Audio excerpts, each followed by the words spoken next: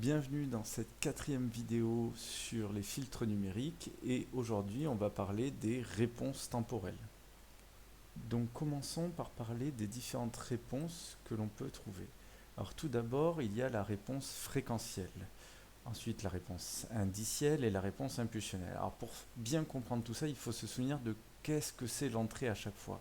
Alors dans le cas d'une réponse fréquentielle, l'entrée c'est un signal sinusoïdal, c'est un sinus. Et comme ici on est sur un filtre numérique, et bien en fait on va avoir un traitement numérique, donc ça va passer par un CAN, le traitement numérique et ensuite un CNA, donc la sortie numérique, si on ne met pas de filtre de lissage, risque de ressembler à ça. Une autre façon de représenter la réponse fréquentielle, là on avait une représentation temporelle de cette réponse fréquentielle, c'est-à-dire la réponse à un sinus. On peut aussi sinon utiliser un outil qui est dédié à la représentation des réponses fréquentielles, qui est le diagramme de Bode avec le gain en fonction de la fréquence et la phase en fonction de la fréquence. Dans la réponse indicielle, l'entrée, c'est un signal échelon. Alors souvent, on parlera d'un échelon avec une hauteur E égale 1, c'est ce qu'on appelle l'échelon unité, qui s'appelle aussi l'échelon diviside. Alors il ressemble à quoi? En fait, c'est une marche d'escalier. Dans les temps négatifs, cet échelon vaut 0. Quand on arrive à 0, à t égale 0, hop, on passe à la valeur grand E, et on reste jusqu'à grand E, jusqu'à l'infini. Ma sortie, là je fais un exemple de filtre, qui sera un filtre passe-bas, voilà à quoi elle peut ressembler. Enfin, la réponse impulsionnelle, l'entrée c'est un signal impulsion, et alors ce signal impulsion, il y a une petite propriété qui est assez intéressante, c'est qu'en fait il contient toutes les fréquences qui existent. C'est un peu comme quand je prends un verre en cristal et que je lui mets une pichenette dessus, alors je vais entendre le cristal vibrer parce qu'il a une fréquence de résonance très précise, et comme on lui met une pichenette qui a une impulsion, on l'excite avec toutes les fréquences possibles et on ne va entendre en sortie du verre que la fréquence de résonance de notre verre. Alors une impulsion pour nous en traitement du signal, c'est quoi? C'est un signal où il vaut 0 tout le temps, sauf à t égale 0 dans lequel on met une petite pichenette. Et ce signal est extrêmement fin. À quoi ça ressemble la sortie? Voilà, ça peut ressembler par exemple à ça.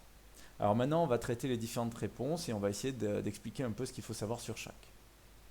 Sur la réponse fréquentielle, on va regarder le spectre d'un signal échantillonné. Ça, c'était quelque chose qu'on avait déjà fait au chapitre d'avant, c'est-à-dire on va regarder le gain en fonction de la fréquence. Si j'ai un signal qui est comme ça, alors quand j'échantillonne, il va se passer quoi? On se souvient que quand j'échantillonne un signal, il se copie autour de FE, à gauche de FE et à droite de FE, mais aussi autour de 2FE, à gauche de 2FE et à droite de 2FE. Si on regarde ce signal, on voit qu'il se répète. C'est ce qu'on appelle un signal périodique. Alors, ce qui est bizarre, c'est qu'il est périodique, cette fois en fréquence. Et là, la période, ce serait, il se répète tous les FE, donc c'est un signal périodique de fréquence, de période FE. Maintenant, rappelons un petit peu le théorème de Shannon. Shannon nous disait que pour qu'on puisse échantillonner correctement, FE doit être plus grand que 2F max. Ce qui veut dire que F max doit être plus petit que FE sur 2. Donc en fait, si je prends mon spectre du signal échantillonné et que je trace à FE sur 2, toute la partie de droite, en fait, on n'a pas le droit de l'utiliser. Voilà. Donc c'est pour ça qu'un filtre numérique, on ne regarde jamais son spectre après FE sur 2. Enfin, il y a une petite notion que j'avais jamais abordée jusque-là, qui est la fréquence réduite. La fréquence réduite, c'est en fait F sur FE. Donc au lieu de représenter mon diagramme en fonction, le gain en fonction de F, je vais représenter le gain en fonction de F sur FE. Alors qu'est-ce qui se passe? Quand je suis par exemple à la fréquence FE, mon F sur FE, il vaut FE sur FE, c'est-à-dire qu'il vaut 1. Quand je suis à 2FE, alors mon 2FE sur FE, ça vaudra 2. Et pareil, quand je suis à FE sur 2, en fait je suis à FE sur 2 sur FE, donc je suis à 1,5. Et donc en fréquence réduite, si on regarde Shannon, il serait écrit comme F max sur FE plus petit qu'1,5. On retrouve bien le 1,5 qu'on avait annoncé il y a quelques secondes. Et donc on n'utilisera pas toute la partie de droite. Donc dans le cas d'une réponse fréquentielle d'un filtre numérique, on ne regardera jamais en fréquence réduite après 1,5. Parlons maintenant de la réponse indicielle. Alors pour ça, on va prendre un exemple, ce sera plus parlant que de faire le cas général. Si je prends le filtre Sn égale 4En plus 3En moins 2, Alors, qu'est-ce qu'on voit? Bah déjà, on voit que ce filtre, il n'a pas d'ancienne sortie Sn-K. Donc, on peut dire que c'est un filtre non récursif et on avait vu que ça s'appelle aussi un filtre RIF et on le verra plus tard dans la vidéo pourquoi. Une question classique de réponse indicielle, c'est de dire calculer les 4 premiers échantillons de la réponse indicielle. Alors pour ça, on va faire un petit tableau. Dans ce petit tableau, on va mettre d'abord les numéros d'échantillons, n. Donc, on va prendre pour tous les n négatifs, pour n égale 0, n égale 1, égale 2, 3, etc. etc. Ensuite, eh bien, il va nous falloir le signal d'entrée, qu'on appelle en. Des fois, il est appelé xn. En, attention, ce n'est pas une exponentielle, hein, c'est E indice n. Et au début, pour nous, l'entrée sera toujours négative. Et comme ici, on est sur une réponse indicielle, l'entrée, c'est un échelon. Donc l'échelon, il vaut E partout à partir de t égale 0. Et si c'était un échelon unité, on mettrait E égale à 1.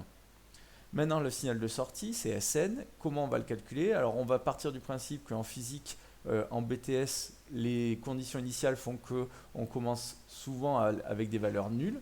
Et comment on lit ce tableau? Eh bien, si je regarde ici, à la ligne n et à la colonne n égale 2, alors la case qui est au croisement des deux, c'est ce qu'on va appeler E2, le deuxième échantillon de l'entrée. Si je regarde Sn à la colonne n égale 1, bah la case correspondante, c'est S1, c'est-à-dire le premier échantillon de ma sortie.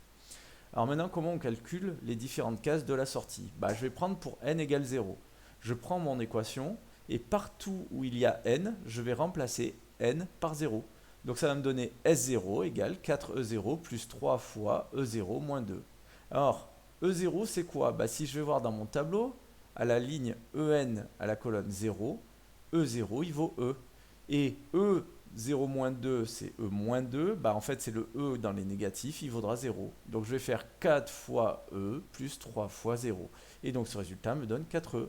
Et je viens remplir ma case. S à la colonne 0 c'est 4E. Pareil pour n égale 1. Alors pour n égale 1, je remplace n égale 1 dans mon équation en haut. S1 égale 4E1 plus 3E1 moins 2. Donc E1, si je regarde E1, il vaut E. Et E1 moins 2, c'est E moins 1. Donc en fait, il vaut 0. Et donc je vais refaire la même chose. 4 fois E plus 3 fois E. Ok, ça nous donne 4E. On fait pareil maintenant pour n égale 2. S2, c'est 4E2 plus 3E2 moins 2. E2, bah, il vaut E. Mais attention, E2 moins 2, c'est ce qu'on appelle E0. Ah, ben E0, il vaut E. Donc là, maintenant, ça vaudra 3 fois E. Et donc, on va avoir 7E. Enfin, on va continuer pour n égale 3. Et donc là, pareil, 4E3 plus 3E3 moins 2. Ça fait 4E3. E3, il vaut E. 3 fois E3 moins 2, c'est-à-dire E1. Et E1, il vaut E. Donc ça va me faire 4E plus 3E, 7E aussi. Une deuxième question qu'on peut vous demander, c'est de représenter les échantillons de sortie, c'est-à-dire représenter le signal de sortie. Comment on fait ça? On va tracer des axes. En bas, ce sera n, avec n égale 0, 1, 2, 3. Et si on veut, pour rappel, n c'est t sur te, où t c'est égal à nte, d'accord? L'entrée, l'entrée c'est un signal échelon d'amplitude e, voilà. Et on va pouvoir représenter tous les échantillons, E0, E1, E2, E3, voilà. Et ensuite la sortie, la sortie, dans les négatifs, je vais pouvoir représenter S-1, il vaut 0. Ensuite S1, il vaut 4E. S0, pardon, il vaut 4E. S1, il vaut 4E. S2, il vaut 7E. Et S3, il vaut 7E, etc., etc. On voit quoi? On voit que mon système est stable. Et on verra un petit peu plus dans la prochaine vidéo ce que ça veut dire. Une autre façon de calculer tout ça, c'est de faire un grand tableau dans lequel on va préparer correctement nos signaux. Donc déjà, on va bien remettre le numéro d'échantillon, on va bien remettre notre entrée, mais on voit que pour faire le calcul, on a besoin de En, mais on a aussi besoin de En-2. Donc je vais préparer mon En-2. Alors le problème, pour savoir dans quel sens on va décaler notre signal, c'est de se dire, je prends une colonne, par exemple n égale 2, et bien la case qui est ici, quand n vaut 2, En-2, c'est E2-2, c'est E0. Donc en fait ici, je vais prendre le E0 qui est là-bas et je vais le reporter ici. Donc il vaudra E. Pareil pour la colonne 3, E3-2 c'est donc E1 et donc je décale mon E1 vers la droite. Donc là en fait, à chaque fois on va décaler de 2 vers la droite. Quand j'ai En-2, c'est un retard de 2 échantillons. Donc je prends mon signal et je lui fais 2 décalages vers la droite. Maintenant, je vais préparer exactement mon calcul d'en haut. En haut, j'ai besoin de 4en. Donc, comment je vais faire? Je prends ma ligne en et je vais faire x4. 0 fois 4, 0. E fois 4, 4e. 4 fois e, etc., etc. Et ensuite, je vais me préparer le 3en-2. Donc, je prends ma ligne avec les en-2 et je vais faire x3. Voilà.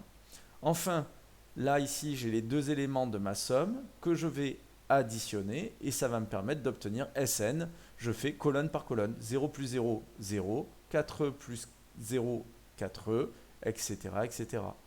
Ça, c'est pas mal, ça marche bien et ça évite de faire plein d'équations écrites. On peut gagner du temps dans certains cas, typiquement dans les cas des filtres non récursifs. Faisons maintenant un petit exemple avec un autre type de filtre. Alors si vous remarquez, je ne me suis pas trop embêté, j'ai pris quasiment la même équation, sauf que cette fois on voit qu'il y a du Sn-1. Ah tiens, c'est une ancienne sortie. Donc ça veut dire que c'est un filtre récursif. Et donc c'est un filtre RII, à réponse impulsionnelle infinie. Alors, de la même façon que tout à l'heure, on va vouloir calculer les 4 premiers échantillons de la réponse indicielle. Donc, on reprend le tableau, on va mettre le numéro d'échantillon, on va mettre l'entrée, c'est toujours une réponse indicielle, donc c'est une entrée échelon. Et la sortie, eh bien, il va falloir la recalculer. Encore une fois, dans les négatifs, on part du principe que les conditions initiales sont nulles, et on va calculer pour n égale 0. Donc, pour n égale 0, je réécris mon équation en remplaçant n par 0. 4,0 plus 4e0-2 plus 2s0-1. Alors là, la petite différence, c'est quoi? C'est qu'on va avoir une ancienne sortie. Et l'ancienne sortie, c'est S0-1, c'est-à-dire S-1. S-1, on voit qu'elle vaut 0. Donc pour l'instant, S0-1 vaut 0. Ça me donne donc 4e. Quand maintenant je vais vouloir calculer n égale 1, je remplace dans mon équation S1 égale 4e1 plus 3e1-2 plus 2s1-1. Sauf que cette fois, S1-1, c'est S0. Et je vais remplacer par la valeur S0 qui valait 4e. Donc mon équation, ici, je vais bien faire 2 fois 4e. Et donc au final, je vais avoir 12e. De la même façon, je vais pouvoir calculer pour n égale 2, pour n égale 3. Et on peut me demander de représenter les échantillons de sortie. Et voilà, donc là, j'ai représenté mon entrée et je vais représenter ma sortie. S0, il vaut 4e. S1, il vaut 12e, donc je le monte 3 fois plus. S2, il vaut 31e, je suis monté vraiment beaucoup plus. Et S3, il part vers loin. Et là, qu'est-ce qu'on voit? On voit que mon système, en fait, il part vers l'infini. Et donc, on va avoir un système qui est instable. On peut aussi le faire avec l'autre méthode, c'est-à-dire avec le tableau. Alors là, ça va être un petit peu plus compliqué parce que mon tableau, je vais avoir besoin de me créer du Sn-1. Donc je refais tout ce qui est En, je le fais en haut, et tout ce qui va être Sn, je vais le faire en partant d'en bas. Donc je refais mon signal d'entrée En, je refais mon signal d'entrée En-2 avec 2 décalages vers la droite, je reprépare mon 4En, je reprépare mon 3En-2, et je vais avoir besoin d'un Sn-1. Donc mon Sn-1, il vient d'où? Eh bien en fait, il va venir du Sn, et je vais avoir besoin non pas de Sn-1, mais de 2 Sn-1. Comment j'obtiens ce Sn-1? Déjà, dans les négatives, on va supposer qu'il est nul. Et comme c'est Sn-1, je vais faire un décalage de mon Sn de 1 vers la droite. Donc le 0 qui était ici, je le reporte un coup à droite et je obtiens mon 0. Je fais ensuite x2 pour avoir ce 0 là. Et ensuite, si je regarde, je vais pouvoir additionner ces trois éléments pour obtenir mon nouveau Sn tout en bas. Donc là, je vais faire 4e, plus 0, plus 0, et j'obtiens 4e. Maintenant, je reporte de nouveau ce 4e vers en haut à droite. Je vais maintenant faire x2 pour avoir 8e, et j'additionne 4e plus 0 plus 8e, 12e. Pareil, je décale un coup à droite, je fais x2, 24e, je fais 4e plus 3e plus 24e, ça me donne 31e. De la même façon, je décale mon 31e à droite, je fais x2, 62e, j'additionne, j'ai 69e. Voilà, donc là, cette méthode-là, elle marche bien aussi avec le tableau. Il faut construire les Sn par le bas et les En par le haut pour obtenir les trois éléments qu'on veut additionner, plutôt au mieux. Je trouve ça plus simple pour ma part. On va faire une petite pause sur l'amplification statique. Alors, on va rappeler déjà ce que c'est l'amplification statique. L'amplification statique, elle est notée T0. C'est ce qu'on retrouve, par exemple, dans une fonction de transfert de type T0 sur 1 plus j oméga sur oméga 0. Et c'est ce qu'on obtient quand on a le temps qui tend vers l'infini, ou la fréquence qui tend vers 0, la pulsation qui tend vers 0. C'est ce qu'on appelle aussi le régime permanent ou le régime stabilisé. Ça, c'est quelque chose d'important. Comment je peux obtenir ce T0, cette amplification statique? Il y a trois méthodes. Soit je peux l'obtenir graphiquement, soit avec le tableau, soit avec l'équation. Donc, graphiquement, comment j'obtiens ça? Bah, si j'ai mon signal d'entrée ici et mon signal de sortie comme ça, je vais tracer la valeur vers laquelle ma sortie tend. Je vais l'appeler S infini et on se souvient normalement qu'on avait vu que T0, l'amplification statique, c'est l'amplification entre la sortie et l'entrée. Donc c'est sortie sur entrée au moment statique, c'est-à-dire quand c'est stabilisé. Donc c'est S infini sur E. Avec le tableau, bah, c'est la même chose, hein. On va avoir le tableau comme ça et au bout d'un moment, si on a de la chance, on voit notre sortie qui se stabilise. Si elle se stabilise, alors on peut dire que le dernier élément c'est S infini et on va refaire S infini sur E. Le mieux, c'est quand on a un système stable, c'est avec l'équation, c'est-à-dire on va dire que le temps tend vers plus l'infini, c'est-à-dire que le n, le numéro de l'échantillon tend vers plus l'infini, et donc en, donc l'entrée, si on réfléchit bien, quand n tend vers plus l'infini, bah, l'entrée elle ne bougera pas, elle vaudra tout le temps e. La sortie, par contre, quand n tend vers l'infini, on va supposer qu'elle existe et on supposera que c'est s infini. Ben, ça, c'est les deux éléments qu'on va utiliser. On prend notre équation et on va faire élément par élément. Sn, on va dire qu'il tend vers S infini. Ensuite, 4En, ben on sait que ça va tendre vers 4E. Et 3En-2, ça tend vers 3E. Et bien S infini vaudra 7E. Et ensuite, j'applique ma formule T0 égale S infini sur E. De la même façon, on va pouvoir faire la réponse impulsionnelle. Donc là, je vais passer un petit peu plus vite, hein, parce que vous avez compris normalement à partir de maintenant. Qu'est-ce qui va changer? Bah, si je reprends le même filtre que tout à l'heure, il est toujours non récursif. Si je veux faire les calculs des 4 premiers échantillons, je vous invite à faire pause sur cette vidéo et à le faire vous-même. Donc là, je vais prendre mon signal d'entrée. La différence, c'est que une impulsion, En vaut 0 dans les négatifs, elle vaut 1 quand n vaut 0 et ensuite elle vaut tout le temps 0. C'est ça l'impulsion, c'est une pichenette à n égale 0 ou à t égale 0. Comment je vais calculer la sortie? Ben, comme tout à l'heure, je reprends mon équation et je remplace n par 0 et je remplace ensuite chaque élément par sa valeur que je lis dans mon tableau.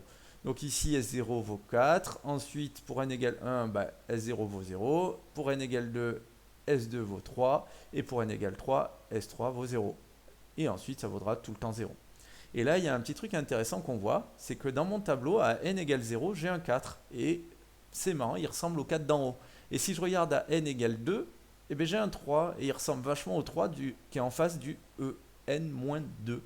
Et bien en fait, si on a un filtre non récursif, on obtient dans la réponse impulsionnelle les coefficients de cette équation non récursive.